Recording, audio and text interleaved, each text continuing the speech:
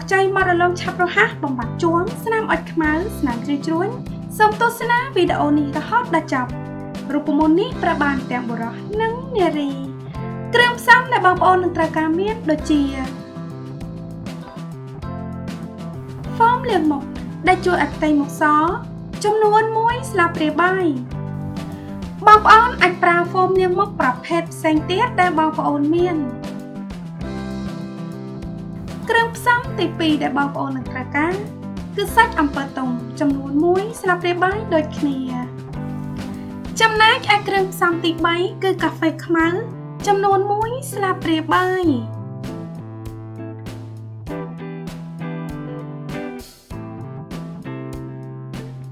ចំណែកឯគ្រឿងផ្សំទី4នោះគឺចាប៉េងប៉ោះចំនួន2ស្លាបព្រាកាហ្វេ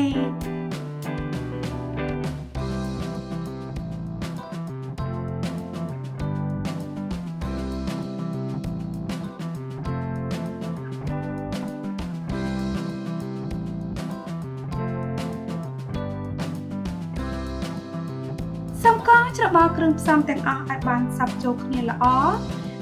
បើសិនជាបងប្អូនចង់បានស្បែកសស្អាតភ្លឺថ្លាមករលោងបំបត្តិស្នាមមុនរូបមន្តនេះគឺសម្រាប់បងប្អូន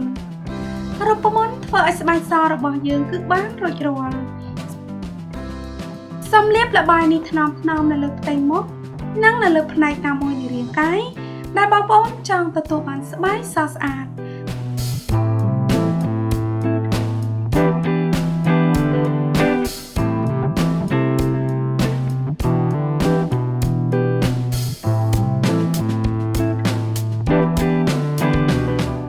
សូមទុកចោលរយៈពេល15ទៅ20នាទីបន្ទាប់មកសូមម៉ាស្សាថ្នមរួចហើយលាងជម្រះចេញជាមួយនឹងទឹកធម្មតាកុំភ្លេចលាបឡេផងណាបងប្អូនសម្រាប់លទ្ធផលកាន់តែប្រសើរសូមប្រើរូបមន្តនេះ2ទៅ3ដងក្នុងមួយសប្តាហ៍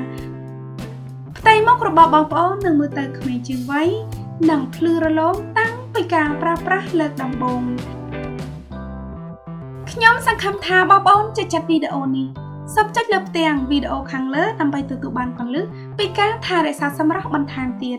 អរគុណច្រើនសម្រាប់ការទស្សនាជួបជាមួយនឹងនាងខ្ញុំមុំនៅវីដេអូបន្តទៀត